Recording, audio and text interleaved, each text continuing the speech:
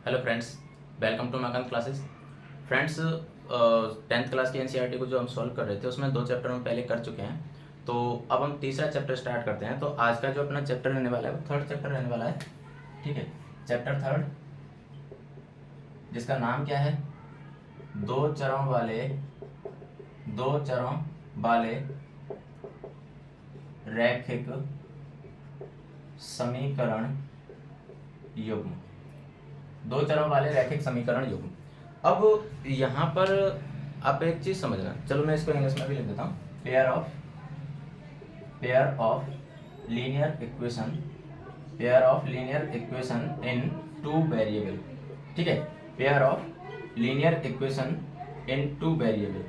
अब देखो यहाँ पर एक चीज समझना, आपका 9th क्लास में 4th चैप्टर क्या था, दो चरों वाले रैखिक समीकरण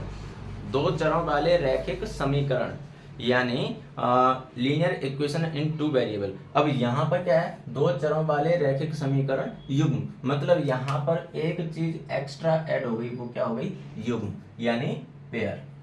ये पेयर यहाँ पर एक्स्ट्रा ऐड हो गया। अब इसका मतलब क्या है, आपने 9th क्लास में पढ़ा था तो आपने linear equation in two variable इसके बारे में पढ़ा था, linear equation in two variable. लेकिन यहाँ पर जो हम पढ़ेंगे वो पेयर में पढ़ेंगे, मतलब वहाँ पर आपने केवल एक ही इक्वेशन को सॉल्व किया था, लेकिन यहाँ पर एक साथ दो इक्वेशन को सॉल्व करेंगे हम।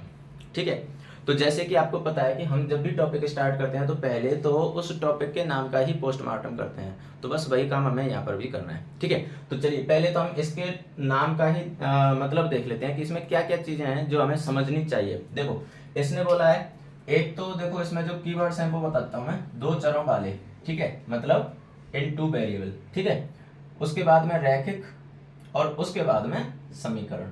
ये तीन चीजें हैं जो आपको पता होनी चाहिए, दो चरों वाले और रैखिक और समीकरण। युग्म का मतलब तो पेयर होता है, तो ये तो बहुत नॉर्मल सी बात है, लेकिन आपको इन चीजों के बारे में पता होना चाहिए कि दो चरों वाले और रैखिक और समीकरण।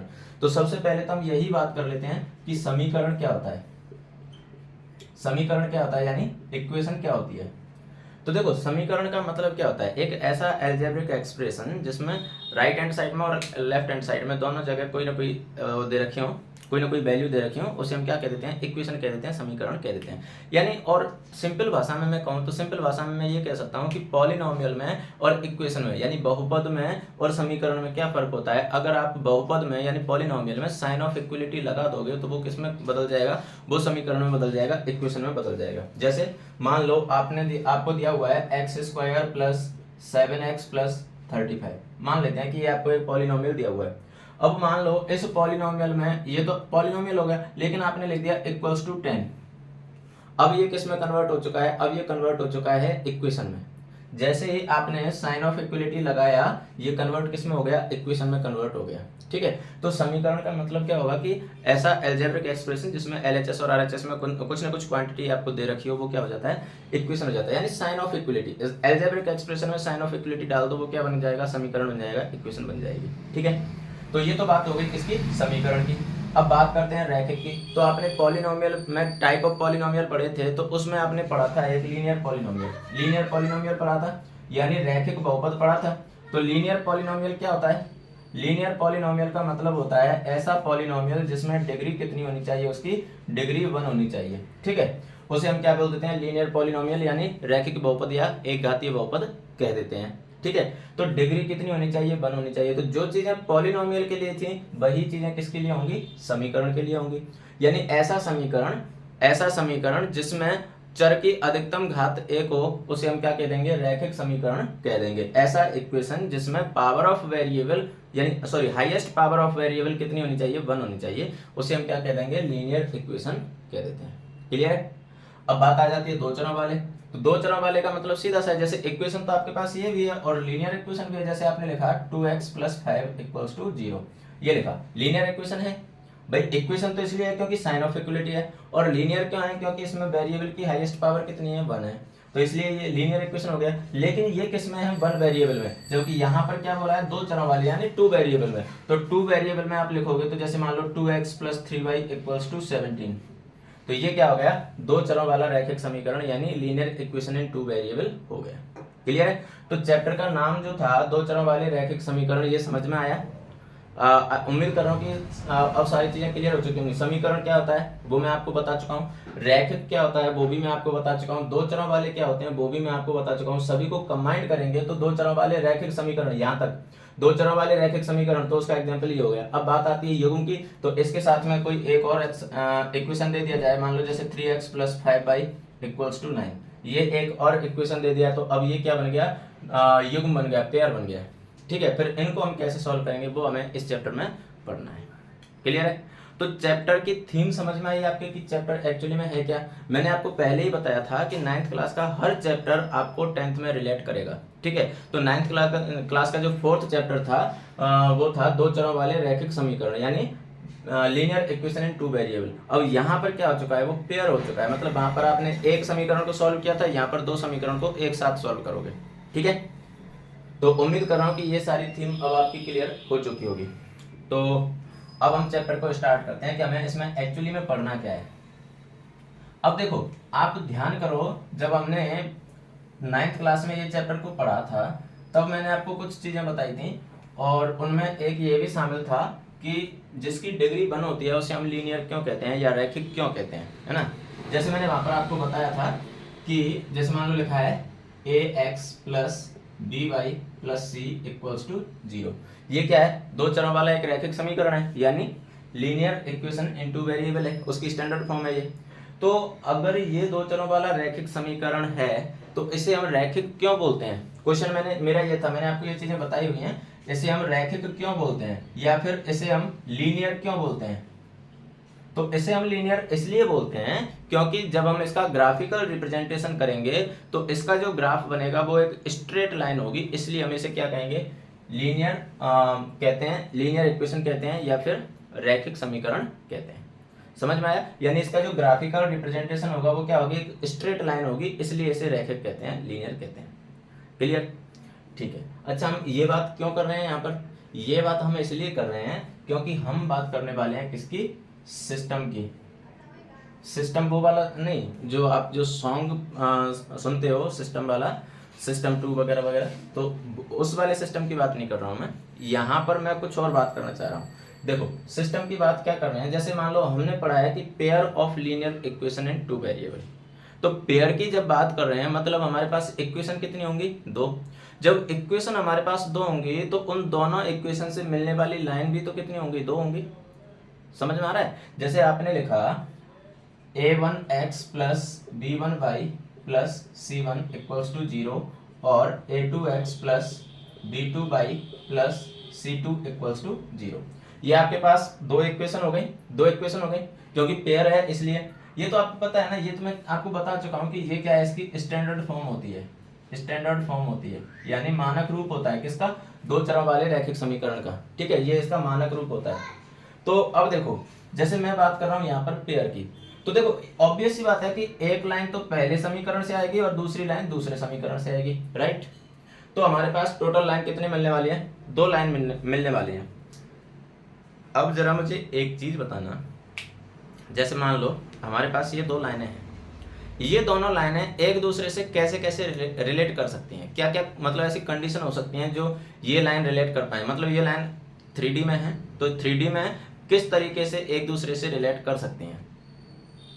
अब देखो कैसे रिलेट कर सकते हैं, चलो 3D में छोड़ो, लाइन को हम 2D में ही मान लेते हैं अभी, है ना। तो अभी 2D में ही मान लेते हैं, मान लो कि ये बोर्ड पर है, ठीक है, तो 2D में ही मान लेते हैं। 2D में ये कैसे कैसे रिलेट कर सकते हैं, देखो एक तो ये पॉसिबल है कि जैसे ये लाइनें दोनों ऐसे हो इन द सेंस कि ये कैसी होंगी, इंटरसेक्टिंग होंगी। इंटरसेक्टिंग क्यों होंगी, क्योंकि यहाँ अभी तो इंटरसेक्ट नहीं कर रहे हैं, लेकिन आपको पता है कि ये एंगल कम होता जा रहा है, कम होता जा रहा है, और नीचे जाके ये मिल जाएंगी। कहने का मतलब है कि ये लाइन कैसी हो सकती हैं, इंटरसेक्टिंग हो सकती हैं, डायरेक्ट ऐसे भी इंटरसेक्टिंग हो सकती हैं, ऐसे भी हो सकती हैं। ठीक है, तो कहने का मतलब है कि एक कंडीशन तो हमारे पास कौन सी आ गई कि ये लाइन कैसी हो, इंटरसेक्टिंग हो।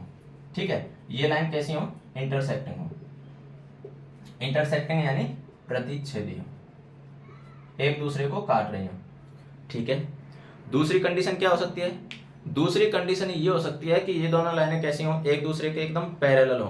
पैरेलल हो मतलब आगे पीछे कितना भी बड़ा हो इनको, लेकिन ये कभी भी एक दूसरे को काटे नहीं, इंटरसेक्ट नहीं करें। ठीक है, तो ये दोनों लाइनें कैसी हो, एक दूसरे के पैरेलल हो यानी समांतर हो। तो दूसरी कंडीशन हमारे पास ये भी हो सकती है कि ये दोनों लाइनें कैसी हो, पैरेलल, पैरेलल यानी समांतर। ये दो ही कंडीशन हो सकती हैं, और तो कोई नहीं होगी, और तो कोई नहीं होगी। अच्छा ये दो ही होंगी, ठीक है। एक कंडीशन और हो सकती है, देखो कौन सी। मान लेते हैं कि ये दोनों लाइनें अलग अलग हैं, लेकिन ये दोनों क्या हैं, एक दूसरे के ऊपर हैं। मतलब एक दूसरे के ऊपर मतलब एक दूसरे को ओवरलैप कर रही हैं, एक दूसरे को ओवरलैप कर रही हैं, तो फिर हम इनको क्या कहेंगे, तो इनको हम कहते हैं संपाती रेखा, यानी कोइंसिडेंट लाइन, कोइंसिडेंट लाइन यानी संपाती रेखा। तो ये तीन कंडीशन मैक्सिमम हमारे पास हो सकते हैं, इसके अलावा कोई कंडीशन नहीं होगी। आप ये मत कहना कि सर परपेंडिकुलर भी तो हो सकती है, बिल्कुल परपेंडिकुलर हो सकती है, लेकिन परपेंडिकुलर तो इंटरसेक्टिंग में आ चुकी है ना। इंटरसेक्टिंग में हम पर्टिकुलर किसी ऐसे इंटरसेक्टिंग की बात नहीं कर रहे हैं कि ओनली वो ट्रांसवर्सल ही हो, वो परपेंडिकुलर हो सकती है, कैसे भी हो सकती है। इंटरसेक्टिंग का मतलब वो केवल एक पॉइंट पर, उनका एक पॉइंट कॉमन होगा, इंटरसेक्टिंग इन द सेंस कि उनका एक पॉइंट कॉमन होगा, ठीक है। तो ये तीन कंडीशन हमारे पास हो सकती हैं। इसके अलावा अगर कोई कंडीशन हो तो बताओ, अगर आपके माइंड में इसके अलावा कोई कंडीशन आ रही है तो पॉसिबल ही नहीं है, क्योंकि 2D में दो लाइनें केवल इन तीन कंडीशन में ही हो सकती हैं। इन तीनों कंडीशन से ही हमारे पास तीन रूल बन जाते हैं। मतलब तीन रूल का मतलब क्या है कि जैसे हमारे पास जो दो लाइन दे रखी हैं, तो ये कब तो इंटरसेक्ट करेंगी, कब ये पैरेलल होंगी और कब ये कोइंसिडेंट होंगी। ये तीनों चीजें हमारे लिए अलग अलग केस बन जाते हैं, ठीक है।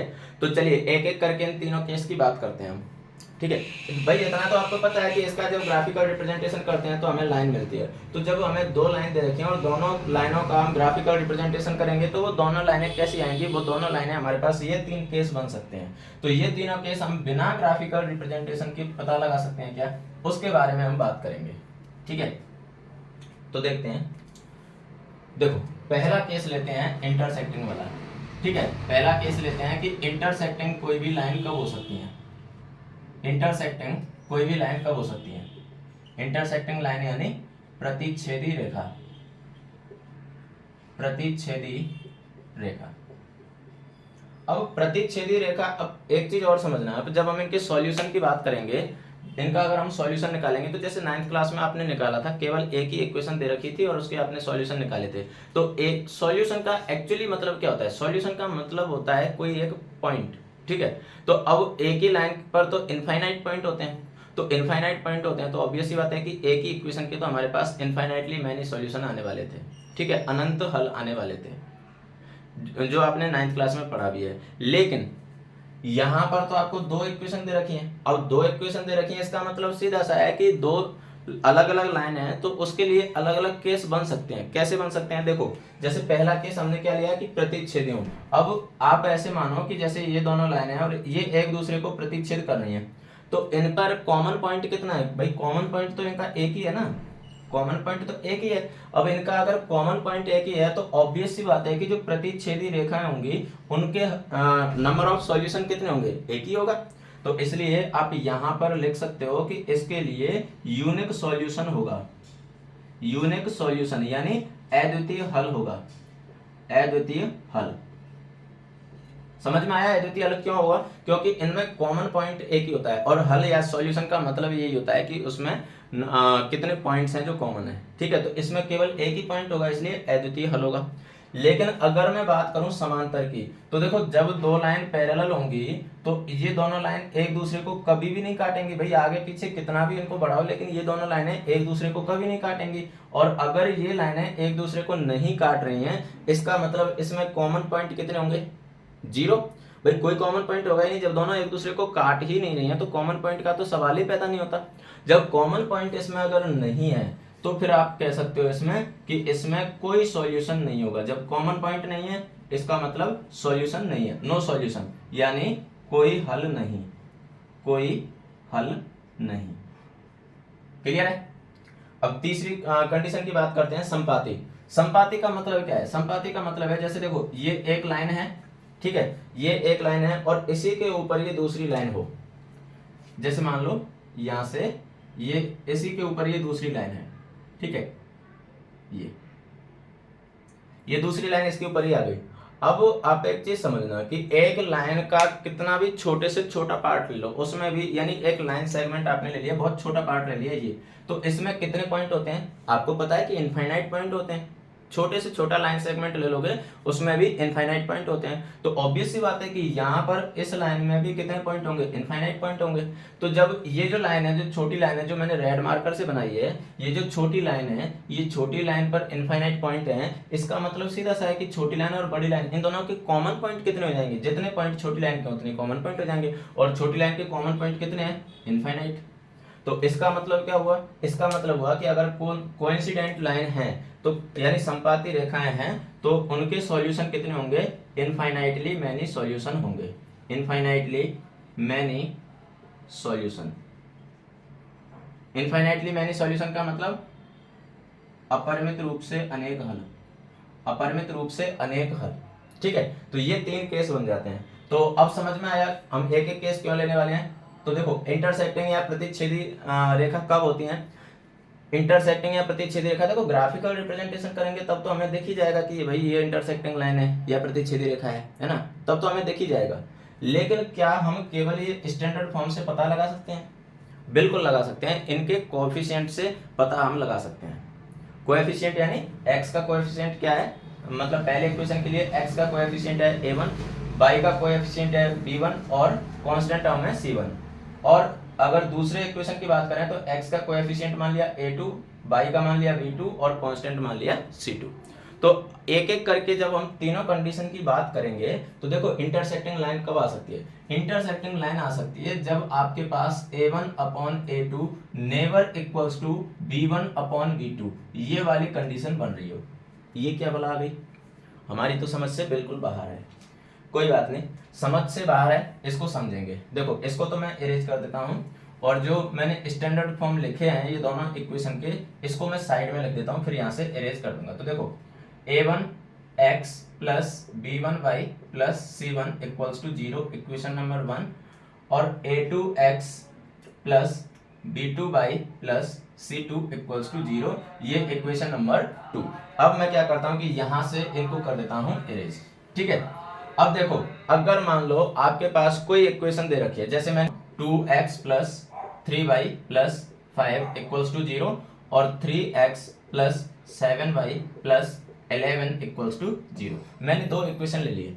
अब इसका अगर मैं ग्राफिकल रिप्रेजेंटेशन करूं तब तो मुझे पता चल ही जाएगा कि इन तीनों में से कौन सा केस बनने वाला है, प्रतिच्छेदी, समांतर या संपाती कौन सा केस बनने वाला है। भाई ग्राफिकल रिप्रेजेंटेशन के बाद में तो मुझे दोनों लाइन दिख जाएंगी कि ये लाइन बन रही है ना, तो उसमें तो कोई बड़ी बात है ही नहीं। बड़ी बात ये है कि हम ग्राफिकल रिप्रेजेंटेशन के बिना कैसे पता लगाएं। तो देखो यहाँ पर आप क्या करोगे कि a1 a2 b1 b2 c1 c2 इनकी कंपेयर करो, इनकी कंपेयर करने से ही आपको पता चल जाएगा कि ये लाइन कैसी आने वाली है। तो देखो यहाँ पर आपको पता है कि a1 इक्वल्स टू कितना है 2, a1 का मतलब पहले इक्वेशन में x का कोएफिशिएंट, ठीक है। b1 इक्वल्स टू कितना है, b1 है 3 और c1 कितना है 5, a2 कितना है 3 और b2 कितना है 7 और c2 कितना है 11। अब आप क्या करो यहां से निकालो a1 upon a2, a1 upon a2 कितना आया 2 अपॉन 3, 2 अपॉन 3। अब निकालो b1 अपॉन b2, तो b1 अपॉन b2 कितना आएगा 3 अपॉन 7। मुझे एक चीज बताओ कि क्या 2 अपॉन 3 अपॉन 7 के इक्वल होता है क्या? आप बोलोगे बिल्कुल नहीं होता। बिल्कुल नहीं होता तो इसका मतलब है कि आप इसका ग्राफिकल रिप्रेजेंटेशन करके देख लेना। इसकी जो लाइन आएंगी वो दोनों कैसे आएंगी, इंटरसेक्टिंग लाइन आएंगी, यानी एक दूसरे को एक फिक्स पॉइंट पर काटेंगी, प्रतिच्छेद करेंगी, ठीक है। तो इंटरसेक्टिंग लाइन आएंगी। तो इस तरह से आप ये रिजल्ट की फॉर्म में याद रखोगे कि अगर ऐसी सिचुएशन बन जाए कि a1 upon a2 not equals to b1 upon b2 हो तो लाइन कैसी होंगी, इंटरसेक्टिंग लाइन होंगी, यानी प्रतिच्छेदी रेखाएं होंगी। और अगर प्रतिच्छेदी रेखाएं होंगी तो इसका मतलब सीधा सा है कि उनका अद्वितीय हल होगा, अद्वितीय हल। अद्वितीय हल का मतलब यूनिक सॉल्यूशन होगा, यूनिक सॉल्यूशन। अच्छा, यूनिक सॉल्यूशन का मतलब क्या होता है, अद्वितीय हल का मतलब क्या होता है? अद्वितीय हल का मतलब ये होता है कि यहां से आपको x और y की एक फिक्स वैल्यू मिल जाएगी, ऐसी वैल्यू जो दोनों इक्वेशन को सेटिस्फाई करे, और वो केवल एक ही वैल्यू ऐसी होगी, उसके अलावा और कोई दूसरी ऐसी वैल्यू नहीं हो सकती जो उस इक्वेशन को सेटिस्फाई कर दे। क्लियर है? कहने का मतलब है जैसे आपने देखो, जैसे मान लो मैंने लिखा 2x plus 3y equals to 7, ये मैंने लिखा। तो x और y की यहाँ पर अलग अलग बहुत सारी वैल्यू हो सकती हैं जो इनको सेटिस्फाई कर दे। ठीक है, बहुत सारी वैल्यू हो सकती हैं। जैसे मान लो मैंने लिखा x इक्वल्स टू 2 और y इक्वल्स टू 1, देखो सेटिस्फाई करेगा 2 इंटू 2 प्लस 3 इंटू 1। x की जगह मैंने 2 रख दिया और y की जगह 1 रख दिया, तो 2 2 जा 4 प्लस 3 कितना आ गया 7, देखो सेटिस्फाई कर गए। तो जरूरी नहीं है कि यही हो, इसके अलावा और भी बहुत सारे हो सकते हैं। जैसे मान लो मैंने लिख दिया x इक्वल्स टू 0 और y इक्वल्स टू मैंने लिख दिया कितना 7/3, y इक्वल्स टू मैंने लिख दिया 7/3, देखो सेटिस्फाई करेगा 2 into 0 plus 3 into 7/3 equals to 7, देखो 3 से 3 कैंसिल, तो 0 प्लस 7 इक्वल्स टू 7, कर गया सेटिस्फाई। तो कहने का मतलब इसके ऐसे बहुत सारे सॉल्यूशन हो सकते हैं, लेकिन अगर कंडीशन ये बन रही, यहाँ तो मैंने केवल एक ही इक्वेशन की बात की है, लेकिन अभी हम क्या पढ़ रहे हैं, पेयर ऑफ लीनियर इक्वेशन। तो ऐसे दो इक्वेशन आपको दे रखे होंगे और दोनों इक्वेशन में x और y की एक फिक्स वैल्यू आपको मिल जाए जो उन दोनों इक्वेशन को सेटिस्फाई कर दे, तो वो होता है यूनिक सॉल्यूशन, यानी अद्वितीय हल। क्लियर है? ठीक है, अब हम चलते हैं सेकंड केस पर। तो सेकंड केस में क्या है कि दोनों लाइन कैसी होंगी, पैरेलल होंगी। दोनों लाइन अगर पैरेलल होंगी तो वो कब होती हैं, देखो सेकंड केस है पैरेलल लाइंस, पैरेलल लाइंस, और पैरेलल लाइंस यानी समांतर रेखाएं, समांतर रेखाएं। तो देखो समांतर रेखाएं कब बनती हैं, स्टैंडर्ड फॉर्म अपनी यही रहेगी। अब ये जो केस है जो प्रतिच्छेदी रेखा के लिए था, यहां पर क्या होगा, a1/a2 इक्वल्स टू b1/b2, यानी यहां पर तो नॉट इक्वल्स टू था, यहां इक्वल्स टू था। लेकिन प्रॉब्लम कहां जाती है कि ये इक्वल तो संपाती में भी होता है, यानी जो कोइंसिडेंट लाइन होती हैं उनमें भी ये इक्वल होता है। तो फिर डिफरेंट क्या हुआ, डिफरेंट ये हुआ कि यहां पर यानी समांतर रेखाओं में ये C1/C2 के इक्वल नहीं होगा। ठीक है, C1/C2 के इक्वल नहीं होगा, जबकि संपाती रेखाओं में ये C1/C2 के इक्वल होता है। तो अगर समांतर रेखाएं हैं तो A1/A2 equals to B1/B2 equals to C1/C2, sorry not equals to C1/C2 ये होगा। और समांतर रेखाओं में कोई हल नहीं होता है, कोई हल नहीं, कोई हल नहीं मतलब नो सॉल्यूशन, नो सॉल्यूशन मतलब इनको आप सॉल्व करोगे तो आपको कोई x और y की ऐसी वैल्यू मिलेगी नहीं जो दोनों इक्वेशन को सेटिस्फाई कर जाए। जो पहले इक्वेशन को सेटिस्फाई करेंगे वो दूसरे को नहीं करेंगे, जो दूसरे को करेंगे वो पहले को नहीं करेंगे। ठीक है, तो इसका मतलब है दोनों अलग अलग लाइन होंगी जो एक दूसरे को बिल्कुल नहीं काटेंगी। ठीक है, ओके।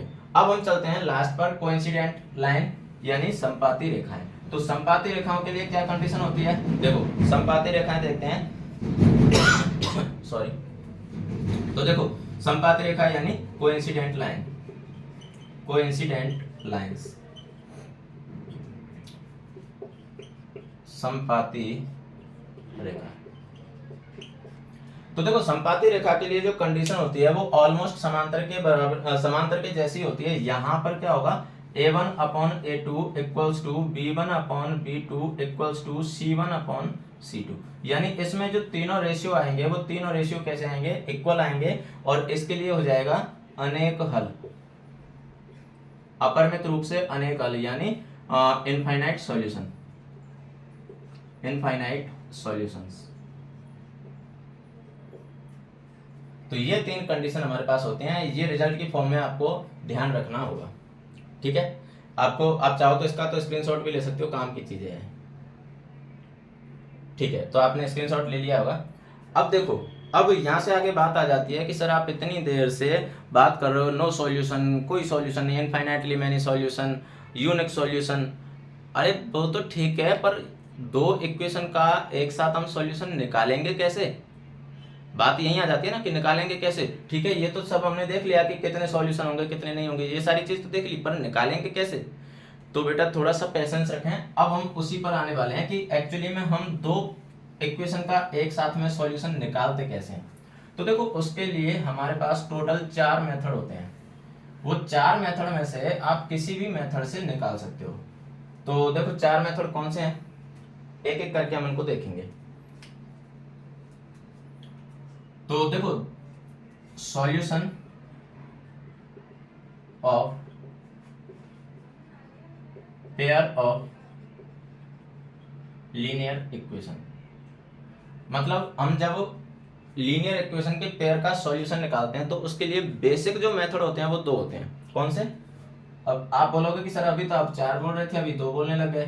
तो बेटा थोड़ा सा पेशेंस रखो, सारी पिक्चर आपके सामने क्लियर होगी। देखो, दो मेथड कौन से होते हैं? एक तो होता है ग्राफिकल मेथड, ग्राफिकल मेथड यानी ग्राफीय विधि, ग्राफीय विधि। ठीक है, इधर अगर मैं बात करूं तो यहां आ जाएगा एल्जेब्रिकल मेथड यानी बीजगणितीय विधि, बीजगणितीय विधि। ठीक है, तो बेसिक देखा जाए तो ये 2 मेथड होते हैं, लेकिन बीजगणितीय विधि में वापस 3 मेथड हो जाते हैं।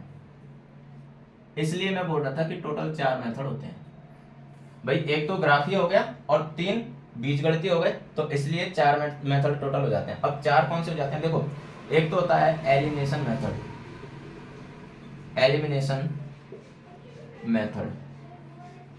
एक होता है सब्स्टिट्यूशन